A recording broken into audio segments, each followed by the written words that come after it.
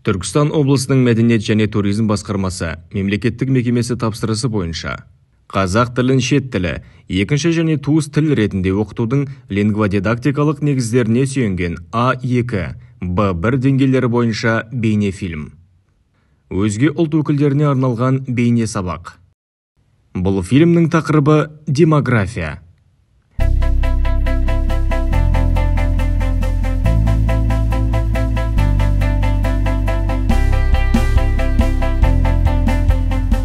Бәріне сәлем.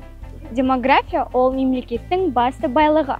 Бұл әлемдегі әрбір елдің негізгі байлығының бірі. Бұл халықтың тұрақты өсуі, туу деңгейінің жоғары және халықтың табиғи өсімінің ең жоғарғы тұрақты елі. Сапалы демография кез келген елдің негізгі тірегі болып табылады. Ал елдің демографиясының болашағы жарқын болатынына күмәніміз жоқ. Түркістан облысының өзге аймақтармен салыстырғанда бір қатар ерекшеліктері бар.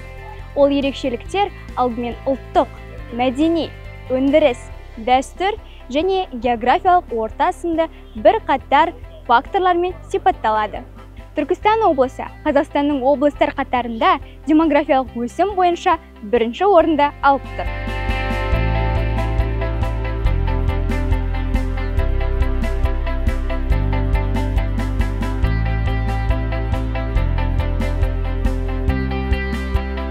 Жалпылама алғанда, Түркістан облыстың тұрғындарының саны 1989 жылғы санақ бойынша 1.824.000 адамды құраса, 1999 жылғы санақ нәтижесінде 1.978.000 адамға өскен.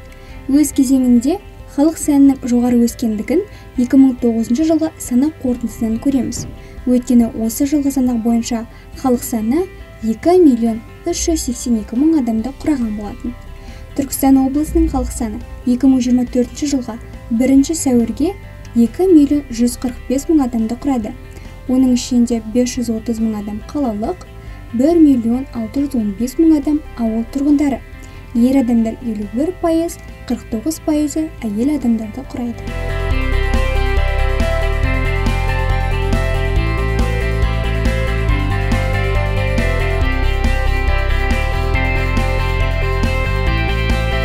Шымкент қаласы ірі қала ретінде бөлініп шыққанына қарамастан, Түркістан облысының халқы саны өсуде. Көрсетілген статистикалық мәліметтердің өзі Түркістан облысының демографиялық ахуалының тұрақты даму үстінде екендігінің дәлелі. Ел бала туу деңгейінің ең жоғарғы көрсеткіші 1000 адамға шаққанда 22,6 нәресте. Халқының табиғи өсімінің ең жоғарғы деңгейі 32,5 адамға дейін жетті. Облыс аумағының көп бөлігін 70% қазақтар құрайды, 17% өзбектер, 7,2% орыстар, 1,2% татарлар, әрі қарай Әзербайжан, тәжіктер, түріктер және тағы басқалары бар.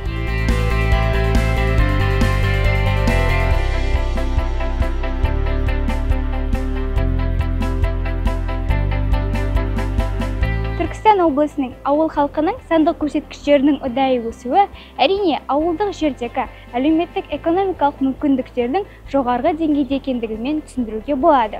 Сонымен қатар, Түркістан облысы жақын және алыс шетелдерден қандас қазақтарымыздың көптеп көшіп келетін аймағына айналғанына бірнеше жыл болды.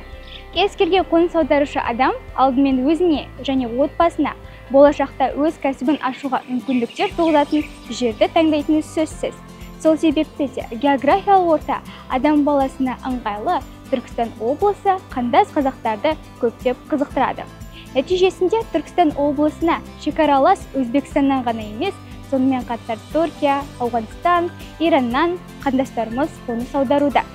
Географиялық ортаның қолайлығымен қатар, Түркістан облысында қазақтар көптеп шоғырланған аймақ болып табылады.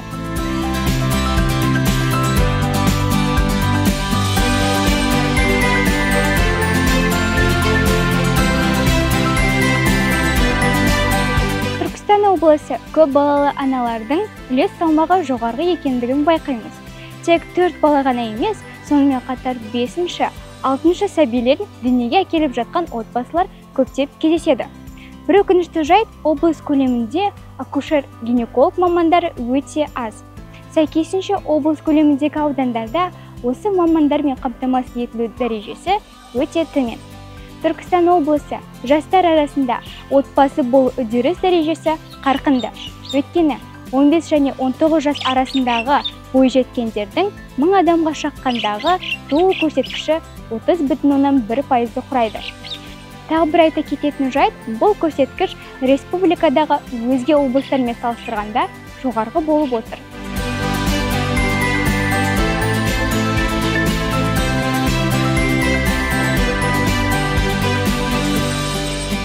Осы бағыттағы зерттеу жұмыстарымен арнайы статистикалық мәліметтер бойынша Түркістан облысының демографиялық ахуалын одан оңтайландыру үшін бір қатар ұсыныстар жүргізуге болады. Көп балалы отбасыларға материалдық қолдау көрсету арқылы халықтың табиғи өсіміне жағдай жасау, жас отбасыларға арналған түрлі игіліктерге мүмкіндік беретін бағдарламаларды жүзеге асыру, жасөспірімдер мен жастарға отбасы құндылықтарын насихаттайтын шараларды жүйелі жүргізіп, отбасылық институтта қайта құру.